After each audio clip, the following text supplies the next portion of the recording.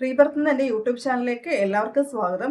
ഇന്ന് ഞാൻ നിങ്ങളുമായി ഷെയർ ചെയ്യാൻ വന്നിരിക്കുന്ന വിഷയം എന്താണ് ധ്യാനം, ധ്യാനത്തിലൂടെ എങ്ങനെ നമുക്ക് നമ്മുടെ സ്വഭാവത്തെ മാറ്റിയെടുക്കാം, എങ്ങനെ നമ്മുടെ സാമ്പത്തിക സ്ഥിതിയൊക്കെ മെച്ചപ്പെടുത്തിയെടുക്കാം. ഇതാണ് ധ്യാനത്തിലൂടെ ഞാൻ ഇന്ന് നിങ്ങൾക്ക് പറഞ്ഞു തരാൻ പോകുന്നത്. സത്യം പറഞ്ഞു കഴിഞ്ഞാൽ ധ്യാനം എന്ന് പറയുന്നത് ശിവഭഗവാൻ സതീദേവിക്ക് ഉപദേശിച്ചു കൊടുത്ത, അല്ലെങ്കിൽ ആനാപാന സതീ ധ്യാനത്തിലൂടെ സതീദേവിക്ക് ഉപദേശിച്ചു കൊടുത്ത ശ്വാസമഹാവിജ്ഞാന ശാസ്ത്രം എന്ന് പറയാം ധ്യാനത്തെക്കുറിച്ച്.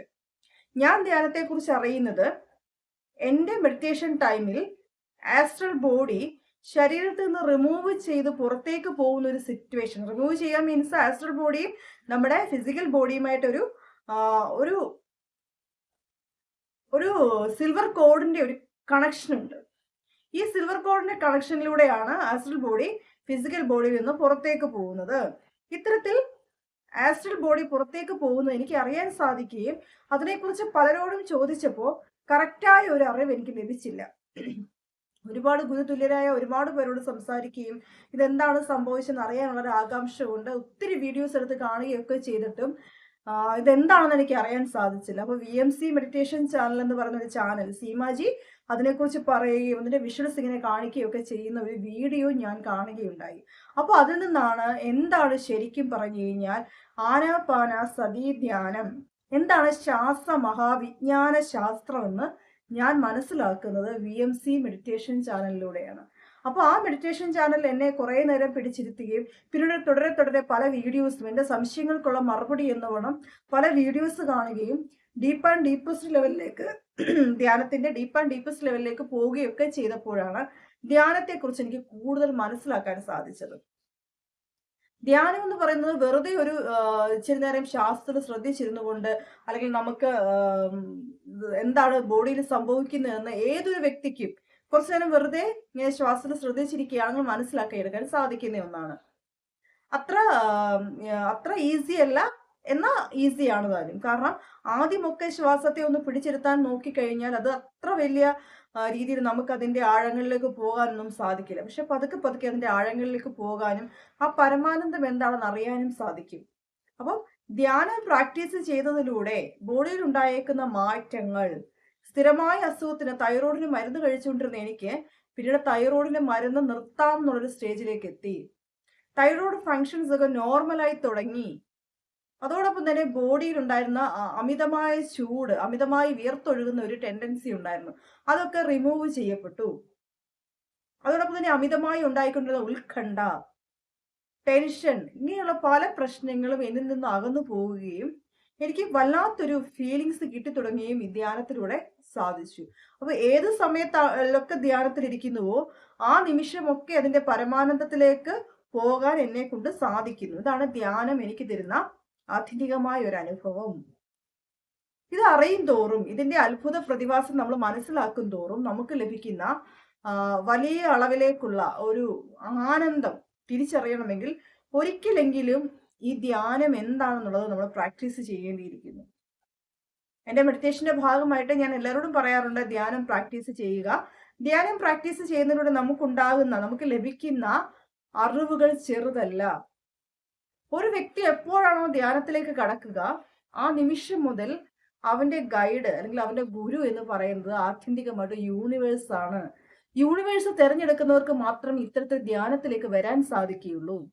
ധ്യാനം കോൺസെൻട്രേറ്റ് ചെയ്യുന്നത് വഴി ഡിപ്രഷനിലേക്ക് പോകാവുന്ന വലിയ അവസ്ഥകളെ നമുക്ക് പെട്ടെന്ന് റിക്കവർ ചെയ്യാൻ കഴിയും. നമ്മുടെ ജീവിതത്തിൽ ഇനി ഒന്നുമില്ല, ഒരു വലിയൊരു ക്വസ്റ്റ്യൻ മാർക്ക് മാത്രമാണ് നമ്മുടെ ജീവിതത്തിൽ എന്ന് തോന്നുന്ന സിറ്റുവേഷൻസിൽ പോലും ഒരല്പനേരം പാനിക് ആവുകയും ഡിസ്റ്റർബ്ഡ് ആവുകയും ഒക്കെ ചെയ്തതിന് ശേഷം, അല്ലെങ്കിൽ ഉറക്കത്തിന് ശേഷം നമ്മൾ ഉണരുന്നത് പുതിയൊരു മനസ്സിന്റെ അടിത്തട്ടിലേക്കാണ്.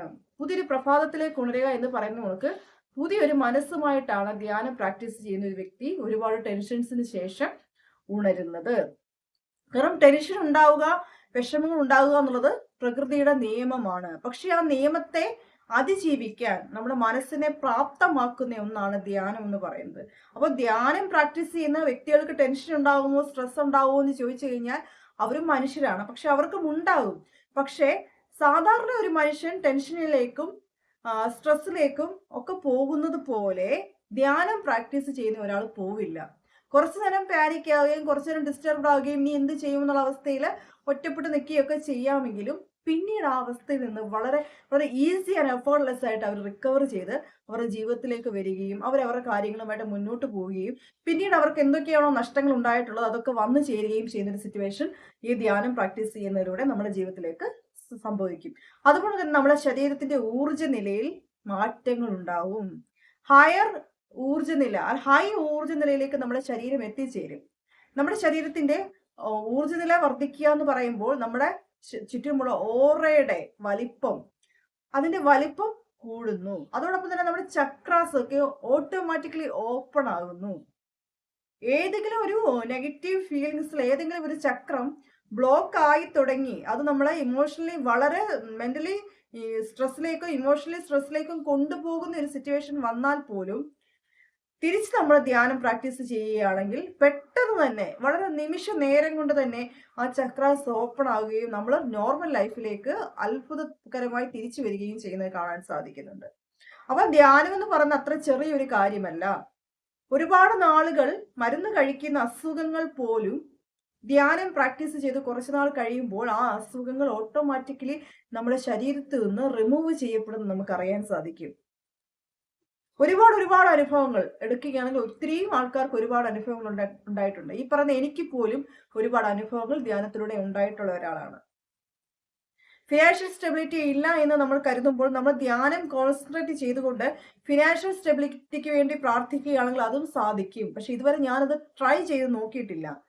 കാരണം ഇതുവരെ ഫിനാൻഷ്യലി ഒരു വലിയൊരു ഗ്രോത്ത് ഉണ്ടാകണമെന്ന് ഞാൻ ആഗ്രഹിക്കാത്തത് കൊണ്ടായിരിക്കണം അത് സംഭവിക്കാത്ത. പക്ഷെ ഇനിയും അതൊന്ന് ആഗ്രഹിച്ചൊന്ന് ടെസ്റ്റ് ചെയ്ത് നോക്കണമെന്ന് ഞാൻ ആഗ്രഹിക്കുന്നുണ്ട്. കാരണം ഒരുപാട് ഫിനാൻഷ്യൽ സ്ട്രഗിളിങ് പ്രോബ്ലംസ് ഒക്കെ എൻ്റെ ചുറ്റിനുമുണ്ട്. പക്ഷെ ഞാൻ അനുഭവിച്ചിട്ടുള്ള ഹെൽത്ത് പ്രോബ്ലംസ് എല്ലാം ഓട്ടോമാറ്റിക്കലി റിമൂവ് ചെയ്യപ്പെട്ടു പോയി. എൻ്റെ സാഹചര്യങ്ങളും എനിക്ക് വേണ്ട സാഹചര്യങ്ങളെല്ലാം സ്വയം ഒരുക്കപ്പെടുന്നു.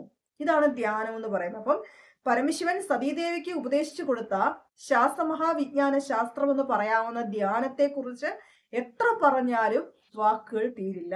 സീമാജിയുടെ മെഡിറ്റേഷൻ ചാനലിൽ VMC മെഡിറ്റേഷൻ ചാനലിൽ സ്ഥിരമായി എല്ലാവരെയും ധ്യാനം പഠിപ്പിക്കുകയും ധ്യാനത്തെക്കുറിച്ച് പറയുകയും ഒക്കെ ചെയ്ത് അത്തരത്തിലുള്ള വീഡിയോസ് സ്ഥിരമായി വരാറുണ്ട്. ആ വീഡിയോസിലൂടെയാണ് ഞാനെന്ന് പറയുന്ന വ്യക്തി അല്ലെങ്കിൽ എൻ്റെ പുതിയൊരു ഒരു ജന്മം തന്നെ ക്രിയേറ്റ് ചെയ്യപ്പെട്ടത്. എൻ്റെ ചാനലിന്റെ പേര് പോലെ തന്നെ എൻ്റെ ഈ ഒരു നിമിഷം അതൊരു റീബർത്ത് തന്നെയായിരുന്നു. അതുകൊണ്ട് തന്നെയാണ് റീബർത്ത് എന്നൊരു ചാനൽ നെയിം അതിന് ഇടാമെന്ന് ഞാൻ വെച്ചത്. കാരണം 13 വയസ്സ് മുതൽ ഞാൻ അന്വേഷിച്ച എല്ലാ ചോദ്യങ്ങളുടെയും ഉത്തരം എനിക്ക് കിട്ടിയത് ഈ VMC മെഡിറ്റേഷനിലൂടെയാണ്. ഒരുപാട് ചോദ്യങ്ങൾ ഉണ്ടായിരുന്നു മനസ്സിലേക്ക്. എന്ത് ചെയ്യണം, എങ്ങനെ ചെയ്യണം, എങ്ങനെയാണ് എൻ്റെ മനസ്സിലുള്ള സംശയങ്ങൾക്ക് ഒരു മറുപടി, അങ്ങനെ ആലോചിച്ചിരുന്ന സമയത്തൊക്കെ ഈ ചാനലിന്റെ വീഡിയോസ് ഓട്ടോമാറ്റിക്കലി ഞാൻ ആഗ്രഹിക്കാതെ എൻ്റെ മുന്നിൽ വരികയും പിന്നീട് ആ വീഡിയോസ് ഒക്കെ കാണുകയും ഇപ്പൊ ആ കുടുംബത്തിന്റെ ഭാഗമാവുകയും ചെയ്ത ഒരാളാണ് ഞാൻ. അപ്പം ഈ ധ്യാനം പ്രാക്ടീസ് ചെയ്യുന്നതിലൂടെ നമുക്ക് ലഭിക്കുന്ന ഉത്തമോത്തമമായ അറിവുകൾ, കാരണം നമ്മളെ പഠിപ്പിക്കുന്നതെല്ലാം യൂണിവേഴ്സ് ആണ്. ഇവിടെ നമ്മളായിട്ട് പോയി ഒന്നും പഠിക്കേണ്ട. ഒരു വിഷമഘട്ടം ഉണ്ടായി, ഇതിനെ എങ്ങനെ തരണം ചെയ്യണം, ഈ സിറ്റുവേഷനെ എങ്ങനെ ഓവർകം ചെയ്ത് നമുക്ക് ലൈഫിലേക്ക് തിരിച്ചു വരാം, ഇതെല്ലാം നമ്മളെ പഠിപ്പിക്കുന്നത് യൂണിവേഴ്സ് ആണ്. കാരണം മനുഷ്യരായിട്ട് ജനിച്ച എല്ലാവർക്കും ദുഃഖങ്ങളും പ്രയാസങ്ങളും ഉണ്ടാകും. പക്ഷെ അതിനെ അതിജീവിക്കുന്നതാണ്, അത്ഭുതകരമായി അതിജീവിക്കുന്നവര് ദൈവതുല്യരായിട്ട് മാറുന്നു. അല്ലേ? നമ്മൾ തന്നെ ആലോചിക്കാറില്ല ഈ സിറ്റുവേഷൻസിനെയൊക്കെ നമ്മൾ എങ്ങനെ അതിജീവിച്ചു. അത്ഭുതത്തോടു കൂടി നമ്മുടെ ജീവിതത്തെ നോക്കി നിൽക്കാൻ നമ്മളെ പഠിപ്പിച്ചു തരും ധ്യാനം പ്രാക്ടീസ് ചെയ്യുന്നതിലൂടെ. സഹജമായ ശ്വാസം ശ്രദ്ധിച്ച് കുറച്ചു നേരം ഇരുന്ന് കഴിയുമ്പോൾ തന്നെ ആ ശ്വാസം പിന്നെ നമ്മളെ കൊണ്ടുപോകുന്നത് മറ്റൊരു വേൾഡിലേക്കാണ്. അതിലെ ഇല്യൂഷൻസ് എന്ന് പറയുന്നവരുണ്ട് ഒരുപാട് പേര്. പക്ഷെ അതിൽ നിന്ന് ലഭിക്കുന്ന അറിവുകൾ അതൊരിക്കലും ചെറുതല്ല. ചെറിയ അറിവുകളല്ല നമ്മളെ തേടി വരുന്നത്, ഒരുപാട് വലിയ അറിവുകളാണ് ധ്യാനത്തിലൂടെ നമ്മളെ തേടി വരുന്നത്. അപ്പൊ ഇത്തരത്തിലുള്ള അറിവുകളൊക്കെ നമ്മുടെ ജീവിതത്തിലേക്ക് കൊണ്ടുവരാൻ ധ്യാനം പ്രാക്ടീസ് ചെയ്യുന്നതിലൂടെ സാധിക്കും. ഒരു മനുഷ്യൻ അവന് ജീവിതത്തിൽ ഒരുപാട് മരുന്നുകൾ കഴിക്കുകയും ഡോക്ടർമാര് ഒരുപാട് ടെസ്റ്റുകൾ ചെയ്യുകയും ചെയ്തിട്ട് എന്താണ് അസുഖമെന്ന് കണ്ടുപിടിക്കാൻ സാധിക്കാത്ത സ്റ്റേജിൽ നിൽക്കുന്ന ഒരു വ്യക്തി എങ്ങനെ ഇനി മുന്നോട്ട് ജീവിതത്തിലേക്ക് പോകണമെന്ന് അറിയാൻ വയ്യാതെ വിഷമിച്ച് നിൽക്കുന്ന ഒരു വ്യക്തി ഇവിടെ മരുന്നുകൾ സ്റ്റോപ്പ് ചെയ്യാതെ ആ മരുന്നുകളും ചെക്കപ്പും കണ്ടിന്യൂ ചെയ്യുന്നതോടൊപ്പം തന്നെ ധ്യാനം പ്രാക്ടീസ് ചെയ്യുകയാണെങ്കിൽ നിങ്ങളുടെ 1-2 ചെക്കപ്പിന് ശേഷം നിങ്ങളുടെ ഡോക്ടർ നിങ്ങളോട് പറയും നിങ്ങളുടെ ശരീരത്തിൽ നിന്ന് ആ അസുഖം പതുക്കെ പതുക്കെ പോയി തുടങ്ങിയിരിക്കുന്നു. വെറുതെ ധ്യാനം പ്രാക്ടീസ് ചെയ്തിട്ട് കാര്യമില്ല. ധ്യാനം പ്രാക്ടീസ് ചെയ്യുന്ന സമയത്ത് നമ്മുടെ മൈൻഡ് സെറ്റ് എങ്ങനെയാണ്, നമ്മുടെ മൈൻഡ് ഓക്കെ ആണോ, മറ്റുള്ളവരെ ദ്രോഹിക്കേണ്ടൊക്കെ ഒരു മെന്റാലിറ്റി ഉള്ള മൈൻഡ് സെറ്റ് ആണോ, നമ്മുടെ ചിന്തകളിലൂടെ എന്തൊക്കെയാണ് കടന്നു പോകുന്നത്, കുറെ സീരിയൽസും കുറെ ന്യൂസ് റിലേറ്റഡുമായിട്ടുള്ള കാര്യങ്ങൾ മാത്രമാണോ നമ്മുടെ ചിന്തകളിലൂടെ പാസ് ചെയ്യുന്നത്, അതോ ആരുടെയെങ്കിലും കുറ്റങ്ങളും കുറവുകളും കേൾക്കുമ്പോൾ ഉത്സാഹത്തോടെ ഉണർന്നെണീക്കുന്ന ഒരു മൈൻഡ് സെറ്റ് ആണോ നമുക്കുള്ളത്? അപ്പൊ ഇതൊക്കെ അതിനൊരു ഘടകമാണ്. ഇത്തരത്തിലുള്ള കാര്യങ്ങളെല്ലാം പോസിറ്റീവ് ആക്കിക്കൊണ്ട് ധ്യാനം പ്രാക്ടീസ് ചെയ്യുന്ന ഒരു വ്യക്തിയെ സംബന്ധിച്ചിടത്തോളം സർവരോഗ നിവാരണിയായിട്ട് മാറും. ഈ നിമിഷം ഞാൻ നിങ്ങളോട് ഇങ്ങനെ സംസാരിക്കുന്നുണ്ടെങ്കിൽ അതിന്റെ ഉത്തമോത്തമമായ അനുഭവങ്ങൾ ഞാൻ മനസ്സിലാക്കിയിട്ടാണ്. ചെറിയ അനുഭവങ്ങളല്ല ജീവിതത്തിൽ ഉണ്ടായത്, ഒരുപാട് വലിയ അനുഭവങ്ങളാണ്. ആരോട് പറഞ്ഞാലും അവരെ നമ്മുടെ ജീവിതത്തിലേക്ക് അല്ലെങ്കിൽ ഇതിന്റെ റിയാലിറ്റി മനസ്സിലാക്കി ധ്യാനത്തിലേക്ക് കൊണ്ടുവരാൻ കഴിയുന്നത്ര അനുഭവങ്ങൾ നമ്മുടെ ജീവിതത്തിൽ ഉണ്ടായിട്ടുണ്ട്.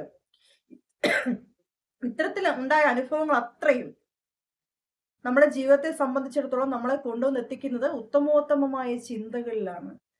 ചെറിയൊരു പനിയുണ്ട്, അതിന്റെ ഒരു ഡിസ്റ്റർബൻസ് ആണ്. അപ്പം മെഡിസിൻ ഒന്നും എടുത്തിട്ടില്ല, മെഡിറ്റേഷൻ മാത്രമേ ഉള്ളൂ. അപ്പൊ ഇത്തരത്തിൽ മുന്നോട്ട് പോകാൻ സാധിക്കുന്ന ഓരോരുത്തരുടെയും ജീവിതം എടുത്തു നോക്കുകയാണെങ്കിൽ ഹസ്ബൻഡ് ആൻഡ് വൈഫ് പ്രോബ്ലംസ് വരാം, പക്ഷെ അതെല്ലാം നമുക്ക് തരണം ചെയ്യാൻ കഴിയും. എന്ത് പ്രശ്നം വന്നാലും അതിനെയൊക്കെ ഓവർകം ചെയ്ത് നമ്മുടെ ജീവിതത്തിലേക്ക് തിരിച്ചു വരാൻ സാധിക്കുന്ന ഒന്നാണ് ധ്യാനം എന്ന് പറയുന്നത്. ശ്രീബുദ്ധ ഭഗവാൻ പഠിപ്പിച്ച ധ്യാനം അത് തന്നെയാണ്, അല്ലെ? ശ്രീബുദ്ധ ഭഗവാൻ നമ്മളോട് ആചരിക്കാൻ പറഞ്ഞ ധ്യാനവും അത് തന്നെയാണ്. ഏത് വൃക്ഷച്ചുവട്ടിൽ ഇരുന്നപ്പോഴാണോ അദ്ദേഹത്തിന് ജ്ഞാനോദയം അല്ലെങ്കിൽ ബോധോദയം ഉണ്ടായത് എന്ന് നമ്മൾ പറയുന്നു. ബോധിമരത്തിന്റെ ചുവട്ടിൽ ഇരുന്നപ്പോൾ അദ്ദേഹത്തിന് അത് ലഭിച്ചു എന്ന് പറയുന്നു. പക്ഷേ ശ്വാസത്തിന്റെ അഗാധ തലങ്ങളിലേക്ക് ശ്രദ്ധിച്ചപ്പോഴാണ് അദ്ദേഹത്തിന് അത് സംഭവിച്ചതെന്ന് എത്ര പേർക്ക് മനസ്സിലാക്കാൻ സാധിച്ചിട്ടുണ്ട്, അല്ലെ? അപ്പൊ ഇത്തരത്തിലുള്ള കഥകളൊന്നും നമ്മളെ കൊണ്ടെത്തിക്കുന്നത് വെറുതെയല്ല. എല്ലാത്തിനെയും ഓവർകം ചെയ്യാൻ, അത് ഹെൽത്ത് ആയിക്കോട്ടെ, നിങ്ങളുടെ വെൽത്ത് ആയിക്കോട്ടെ, നിങ്ങളുടെ മൈൻഡ് സെറ്റ് ആയിക്കോട്ടെ, എല്ലാത്തിനെയും ക്ലിയർ ചെയ്യാൻ ധ്യാനത്തിന് സാധിക്കും. അത്തരത്തിലുള്ള മെഡിറ്റേഷൻ ക്ലാസ്സുകളൊക്കെ നമ്മുടെ ഗ്രൂപ്പുകളിൽ നടക്കുന്നുണ്ട്. അതിന്റെ ലിങ്ക് ഞാൻ കമന്റ് ബോക്സിൽ കൊടുത്തേക്കാം. ജോയിൻ ചെയ്യാൻ താല്പര്യമുണ്ടെങ്കിൽ നിങ്ങൾക്ക് അതിൽ ജോയിൻ ചെയ്യാവുന്നതാണ്. ഹീലിംഗിന്റെ നമ്പർ ഞാൻ കൊടുത്തേക്കാം. ഇന്നത്തെ വീഡിയോ ഇങ്ങനെ ഒരു ചിന്തയുമായി നിർത്തുകയാണ്. വീഡിയോ ഇഷ്ടപ്പെട്ടിട്ടുണ്ടെങ്കിൽ ലൈക്ക് ചെയ്യുക, ഷെയർ ചെയ്യുക, സബ്സ്ക്രൈബ് ചെയ്യുക, എന്നെ സപ്പോർട്ട് ചെയ്യുക, ബെല്ലൈക്കൺ എനേബിൾ ചെയ്യുക. മറ്റൊരു വീഡിയോ കാണുന്നവരെ താങ്ക്സ് ഓൾ.